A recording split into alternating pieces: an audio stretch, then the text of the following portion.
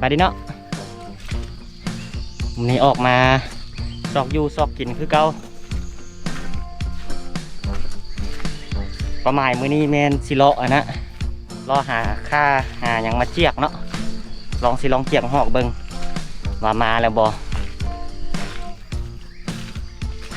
แล้วก็สิเลาะไปใส่ต้นมะเต่าเนาะต้นมะเต่าที่เรายิงสุดก้อนหั่นมันมาค่ำเนาะบ่ฮู้ว่ามันสิมีหอยกินบ่ถ้าว่ามีหอยกินนี่ก็สินั่งกันเลยเนาะเพราะว่าเอากล้องในวิสันมาอยู่เอากล้องในวิสันนั่นยิงมันมาคำได้คำว่ามันมาเนาะ6 โมงแล้วมันจึงมาหอกนะจนเขาส่องกล้องจนบ่เห็นละมืดมันเห็น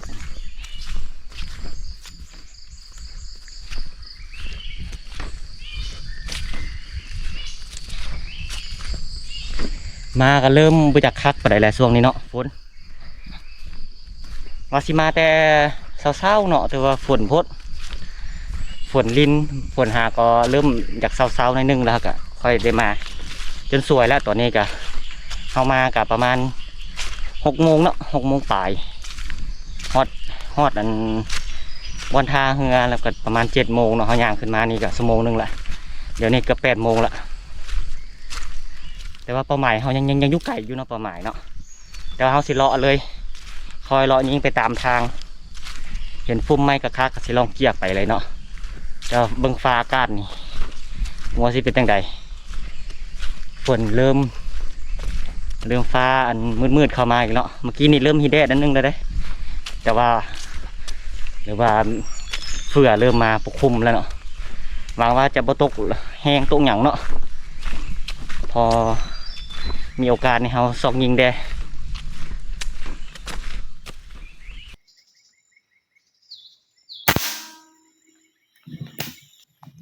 เรียบร้อยเนาะตกกระเล่น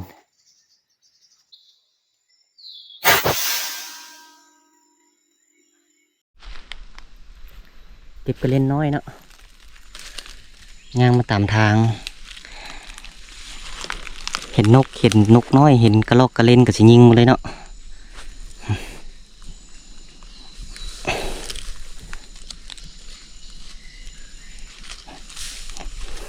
ใหญ่สุดของกระเล่นละซ้ำเนี่ยเข้านี่เลยเนาะกระเล่นนี่ยิงบอลใดก็ตายมันตัวน้อยฮาเลาะขึ้นมาเมื่อกี้นี่ก็เห็นก็หอกเบาตัวนึงสิได้บนยิงมันเต้นไปเต้นมาตามเทิงง่าไม้เนาะสิได้ขนาด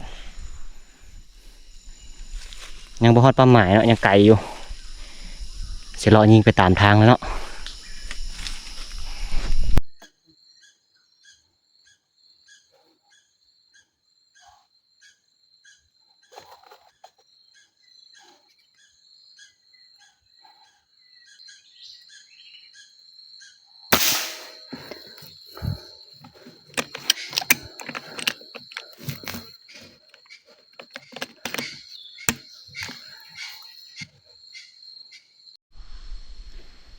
เลาะมาเนาะ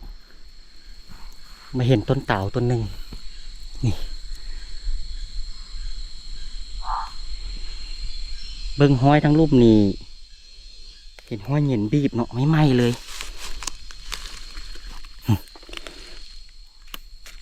พอมันบีบหลายขนาดห้อยเห็นบีบหมดเลยนี่เนาะนี่โอ้ก็หอกก็กินบ่เนาะนี่เนาะแกนไม่ไหม้นี่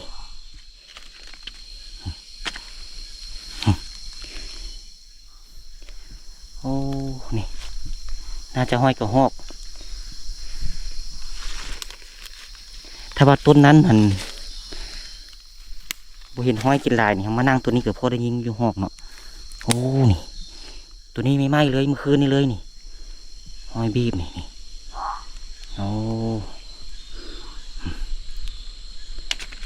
อันนี้น่าจะห้อยกระหอกเนาะนี่เขาเบิ้งคือเก้าแล้วเนาะแต่ว่ามันฝนห้ามใส่ห้อยบีบดาหน้าน้องเห็นนี่เนาะแต่ย่านเป็นซีมาอันนั้นละนี่ไม่ไหม้เลยตัวนี้เมื่อคืนนี้เลย นี่น่าจะหอยงี้ก็หอกยิงก็ได้เมื่อกี้นี่กับบุได้ซ้ำหานี่มันทางหน้ามันเป็นสะเลิมหลายคนเนาะสะเลิมหลายไม่ใช่ให้อันเฮายิงทึกสะเลิมมันก่อนอีกต้นนึงหมักดาวนี่นะ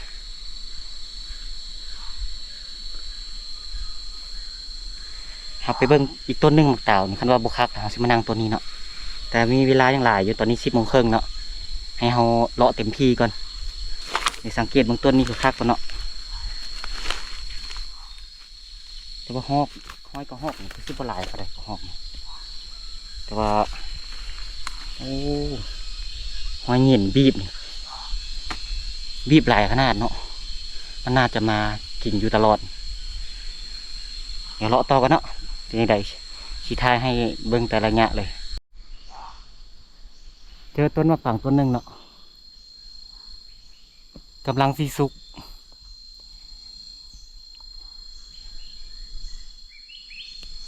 แต่ว่าให้มันล้นดิบๆคือว่าเห็นไม้กระหอกมากินแน่เนาะมัวกระหอกหรือว่ากระเลนแล้วเนาะถ้ามันสุกคักเขาจึงนั่งตัวนี้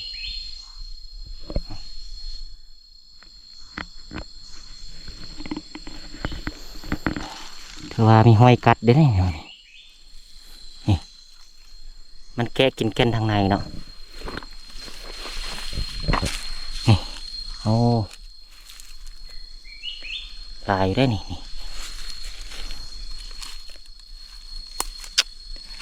อ๋อลายอยู่ได้เนาะนี่บัวแม่นกระหอกหรือว่ากระเลนมันเอาแกกินแก่นทางในนี่แต่ต้นนี้โอเคได้กระหอกให้มายิงก็ได้อยู่5-6ตัวเนาะกายนี่โอ้บ่งหอยกินนั่งได้ตัวนี้กันโอ้นี่เนาะเห็นเมื่อไรนี่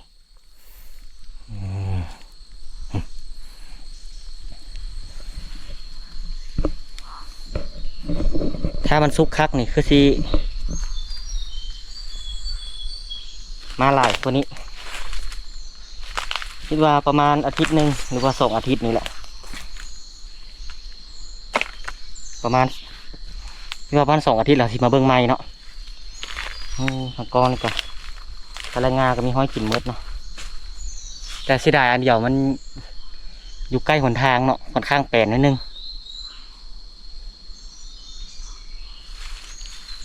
เดี๋ยวไปเบิ่งมักเต่าต้นสุดท้ายเนาะต้นที่เฮายิงกระหอกหันหัวที่มีกระห้อยกระหอกหรือว่าห้อยเงียนบีบบ่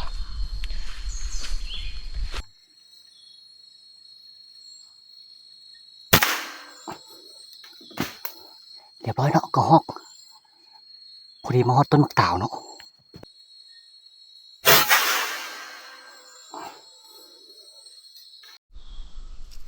เรียบร้อยเนาะตัวนึงแล้วตัวแรกแฮกมัน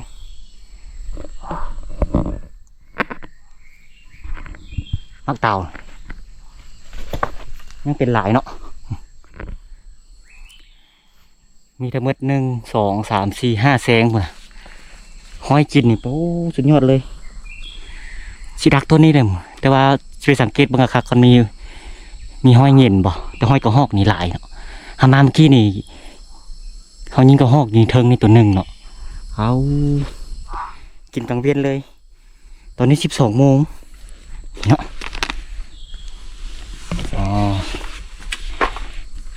กินกลางเวียนเลยสิได้นั่งตัวนี้แหละเนาะต้นนั้นนั่นไว้โอกาสหน้าเนาะต้นเงินห้อยกระหอกกัดบ่หลายไปก็ประมาณ3-4 ตัวเนาะมาสุดแล้วเนี่ยเขานั่งฮั่นเนาะแต่ว่ามันบ่เห็นแสงอีกแสงนึงเนาะคิดว่าสิเปลี่ยนบ่นั่งแบบนี้นะคิดว่าสินั่งแถวๆนี้แหละนะว่าสินั่งบนนี้เนาะอาศัยย่างไปทันใดเนาะให้มาเห็นแสงเท่านั้นโอ้แต่ว่าบางอยู่ไอ้บนนี้เดี๋ยวสังเกตการณ์ไม่ก็เนาะสินั่งบนใดเดี๋ยวสิลงไปทางลุ่มเนาะเบิ่ง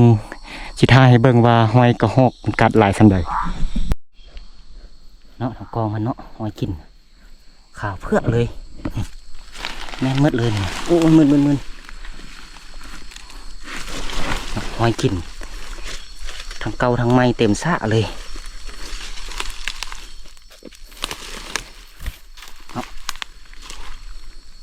โอ้มีหอยเงินอยู่นะหอยเก่าหอยกระหอกเนาะที่มันเมื่อวานนี้เนาะหอยไม่ไหม้ร้ายนี่แม่นมืดเลยนี่เนาะหอยไหม้เมื่อเช้านี่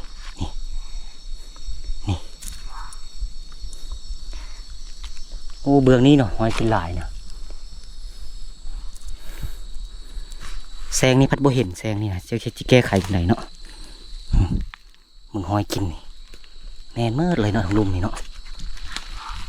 ว่าโบเห็นหอยหยินบีบเนาะมีแต่หอยเก่าหอยกระหอกเนาะหอยเก่าหอยไหม้ปนกันเลยเนาะนี่ก็แม่นนี่หอยไม่ไหม้มือเช้านี่หลายอยู่เนาะนี่ถึงมันก็มีอีกเนาะหลายอยู่เดี๋ยวสิเพชรบนนั่งก่อนเนาะจัดการบนนั่งไงก่อนบนเก้านี่บนเก้าแล้วเขาแยงเขาอีกแซงนึงแล้วเขาบ่เห็นมากินแซงนึงแล้วเลยบ่เห็นเลยเนาะถือว่ามีแต่หอยกระหอกเนาะหอยเห็นบ่มีแต่ว่าเขายิงกระหอกตัวนี้แล้วแหละค่ำแล้วเขาจะไปนั่งมันต้นเงินกินพุทธเนาะแปลงบนนั่งบนอย่างจบเจือก่อนป้าหอยบีบเงินนะป้าไม่ไหม้อยู่อันนี้ป่ะมึงก็ได้โอ้ไหม้อยู่ซอกพัดไปเห็นเนาะหอยเงินบีบนี่เงินน้อยบ่เนาะหอยบีบน้อยเดียวหนึ่งป้า2 ต้นเลยบ่นี่แรงมาสินั่งก่อนใดเนาะโอ้นี่หอยกระหอกกินเนาะไม่มื้อเช้านี่เลยมื้อสังเกตการมันก็คักก็เนาะเรียบร้อยนะสำเร็จละเฮ็ด2 บอลเลยซุ่มนะเฮ็ดบอลนี้ซุ่มนึงเนาะเอาไปยิงแซงทางนี้ส่วนซุ่มนี้เราเอาไปยิงแซงนี่เนาะแซงนี่ก็เข้าอยู่แต่มุมบ่ค่อยเห็นมันมาเขาอยู่ทางนี้บ่เห็นมันเนาะตอนนี้1 โมงปลายเนาะก็สิเริ่มดักเลยเนาะคาดเลาะแหละหาค่าสิมาเจียกหอกกับบ่มีบ่ได้เจียกหอกซ้ำขึ้นมาอันกะสิได้ขนาดเนาะเป็นสะเริ่มเอาหลายอยู่เห็นเนาะประการเก้าเนาะฮอดต้นมากเป็นเบิ่งก่อนมันเข้าคักๆเพราะว่าต้นนี่ค่อนข้างใกล้นี่เนาะประมาณ7-8 เมตรเท่านั้นนึงปืนต้องตกต่ำเพราะเราตั้งกล้องประมาณ28 เมตรเนาะเดี๋ยวยิงเบิ่งก่อนเอาหูไม้เลยเนาะ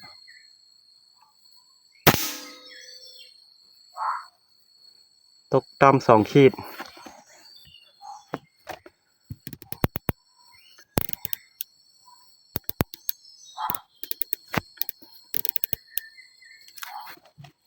เดี๋ยวรออีกบาทนึงเนาะ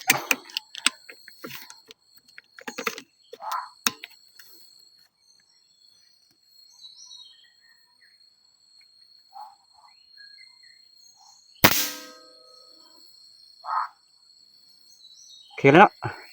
เดี๋ยวจะยิงมักเต่าเบิ่งอีกบาทนึงเรามักเต่าเนาะเต่าน้อยๆกันทึกแต่ว่าก็หอกกระทึกแน่นอนหัวก็หอกสิประมาณสักเท่าไหร่เนาะโอเคเนาะ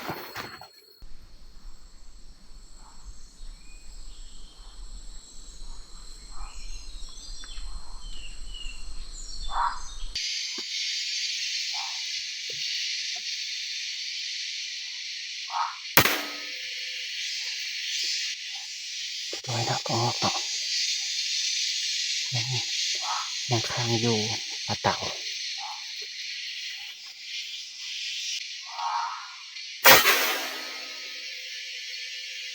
โอ้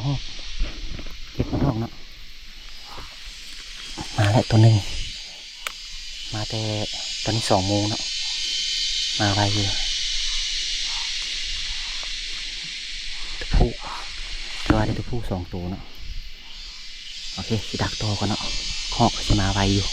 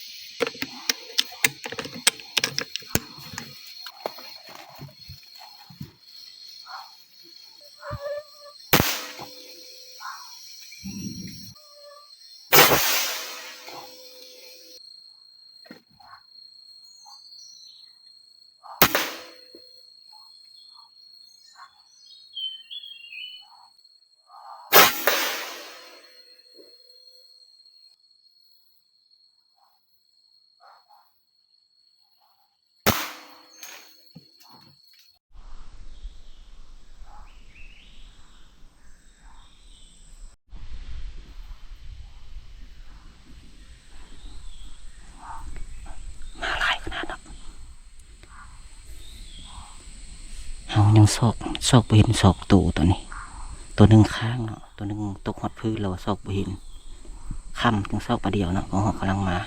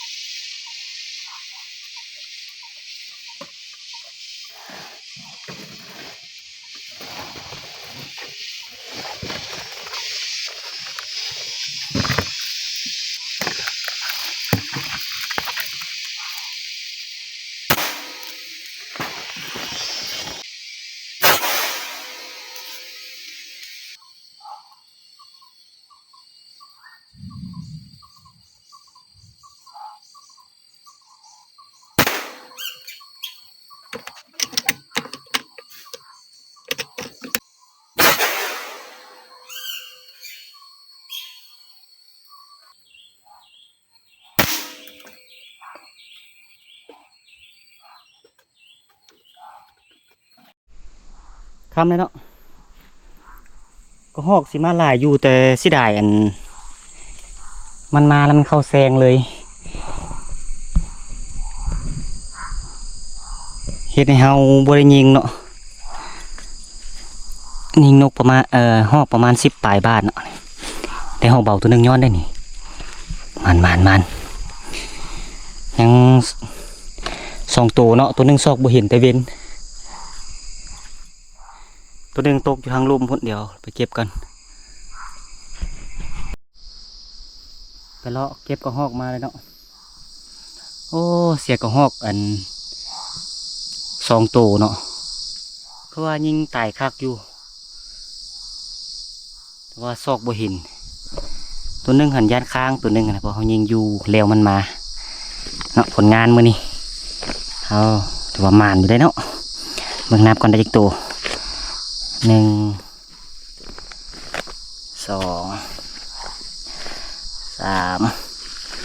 หอกเบาตัวหนึงเนาะ4 5 6 7 8 9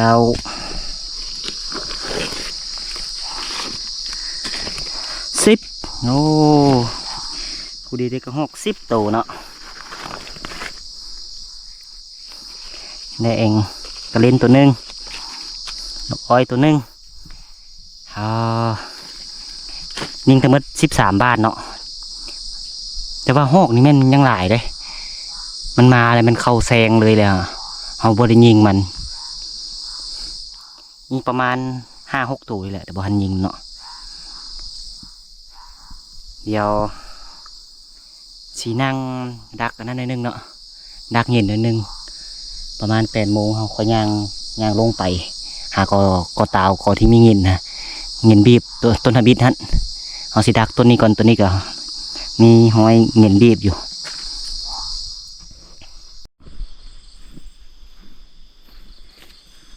เฝ้ากอ